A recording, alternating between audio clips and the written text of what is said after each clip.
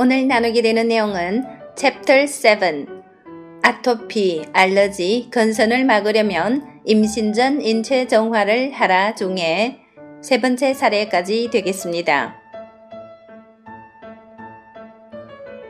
한 인간의 평생 건강은 뱃속에서 결정된다고 해도 과언이 아니다. 타고난 피부 상태, 근골, 체질 등은 아무리 노력해도 잘 바뀌지 않는다.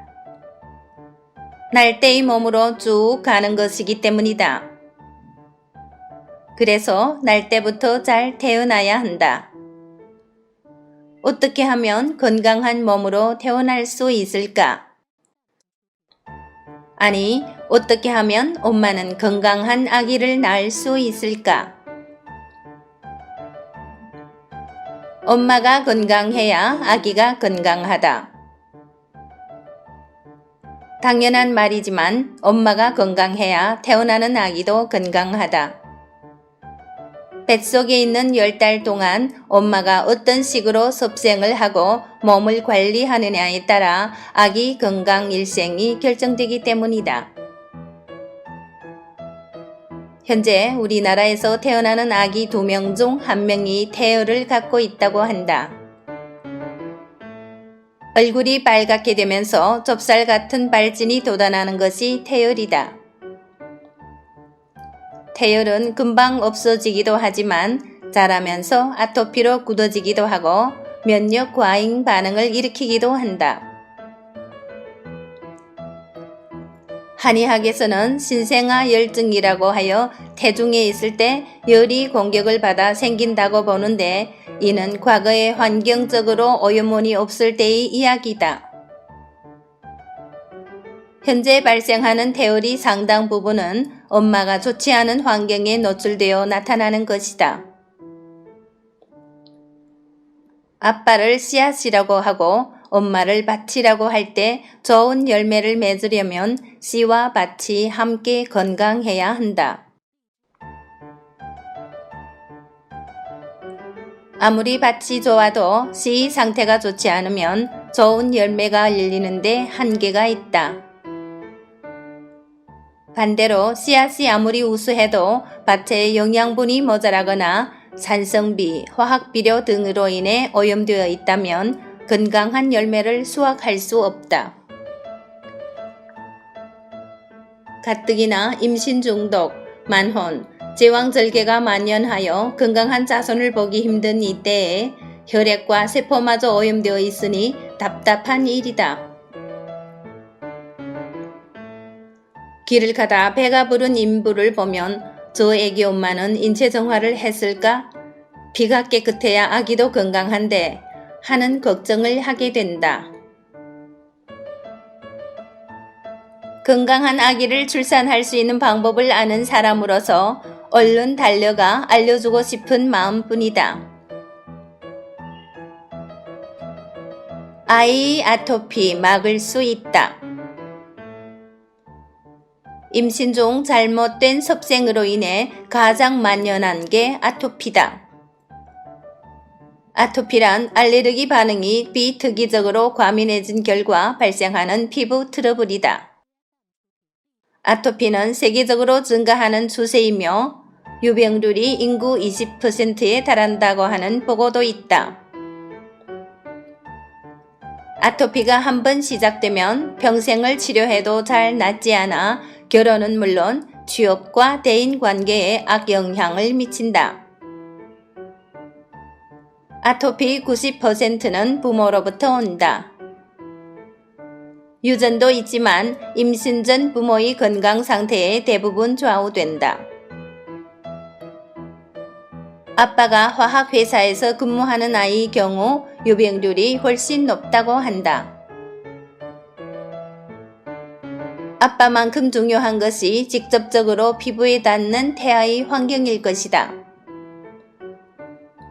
인간은 누구나 물에서 태어난다.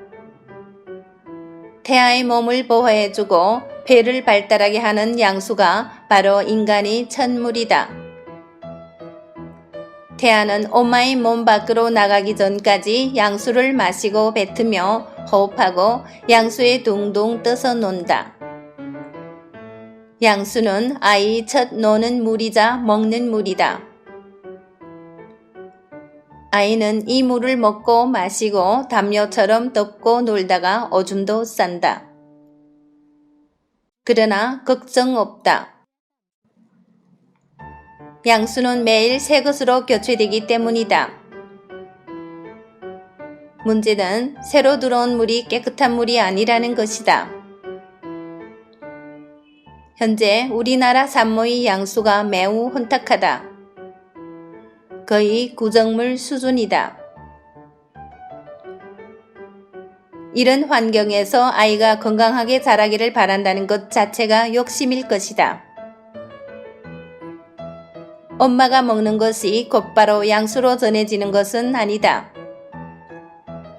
하지만 엄마가 먹은 것들은 소화관에서 분해되어 혈액을 타고 태반을 거쳐 양막을 통과해 양수로 전달된다. 결국 엄마가 먹은 것이 탯줄을 타고 태아에게 전해지는 셈이다. 첨가물이 많이 든 가공식품, 술, 담배, 약물 등 좋지 않은 것들을 먹으면 아이도 같은 것을 먹은 셈이 된다. 임신 중에도 인체 정화는 가능하다.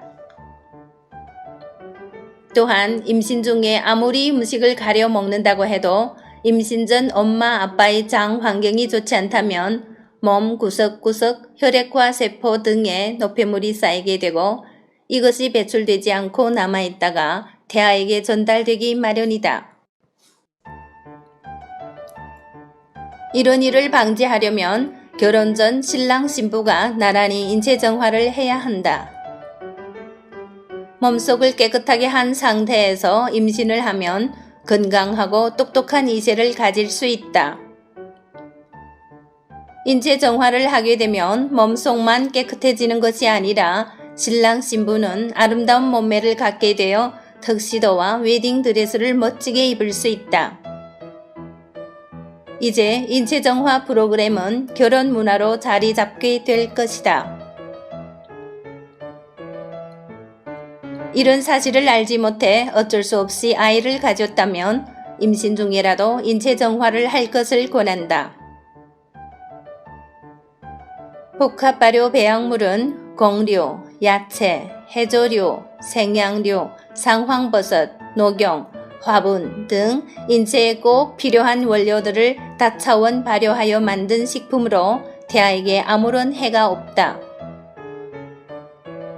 양수는 계속 새롭게 공급되는 것이기 때문에 늦었을 때가 가장 빠른 때라고 생각하고 즉시 실천해야 한다. 설사 임신 중에도 인체 정화를 하지 못하여 아토피를 가진 아이를 낳았다고 해도 포기해서는 안 된다. 늦었지만 아이에게 인체 정화 프로그램을 시켜야 한다. 인체 정화 프로그램을 통해서 아토피를 고친 예는 수없이 많다. 앞에서 소개했던 김영희 씨 경우도 해당 사례지만 최근에 아토피를 치유한 어린이가 있어 소개하려 한다. 5살 먹은 이 어린이는 날 때부터 아토피 증상이 있었다. 엄마가 아기를 임신했을 때 스트레스를 심하게 받았다고 한다. 또한 컵라면 등 좋지 않은 식품을 즐겨 섭취하였다고 한다. 처음 이 아이의 엄마가 인체 정화의 문을 두드린 것은 효소식을 통해 아이 키를 키워주고자 하는 의도에서였다. 아이는 5살임에도 꼭 3살 아기처럼 키가 작았다. 어른이 식사 대용으로 먹는 효소식은 아이가 한 번에 먹기에는 양이 많은 듯하여 엄마는 3번에 걸쳐 나눠 먹였다고 한다. 신기한 것은 아이가 이것을 너무나 잘 받아 먹더라는 것이다. 사흘째 먹이는데 이상한 일이 일어났다. 아토피가 부쩍 심해지기 시작한 것이다. 엄마는 놀라서 상담원에게 달려갔다. 상담하시는 분이 고개를 끄덕였다. 그만큼 아기 몸에 독소가 많이 쌓였다는 뜻이니 느긋한 태도로 지켜보세요. 이때의 호전 반응은 체내 노폐물이 분해되어 피부 바깥으로 뿜어져 나오면서 나타나는 증상으로 이것이 지나간 뒤 인체는 깨끗한 몸으로 다시 태어나게 된다. 이런 설명을 들은 엄마는 더 이상 겁이 나지 않았다고 한다. 엄마는 내친 김에 아이 아토피까지 치유시켜 주기로 하고 5종류의 복합 발효 배양물을 추가하여 먹였다. 효소식이 타서 주자 아이는 아무 저항감 없이 잘 받아 먹었다. 그러던 어느 날이었다. 아이 피부가 뒤집어지기 시작했다. 목둘레를 중심으로 얼굴 전체에 진물이 잡히더니 나중에는 진물이 줄줄 흘러 가재에 손수건을 대고 있어야 할 지경이 되었다. 이를 본 아이 아빠가 당장 병원에 데려가라며 두 사람을 집 밖으로 쫓아냈다고 한다. 이런 와중에도 엄마는 담담하게 인체정화 프로그램을 진행하였다. 보름째 되었을 때였다.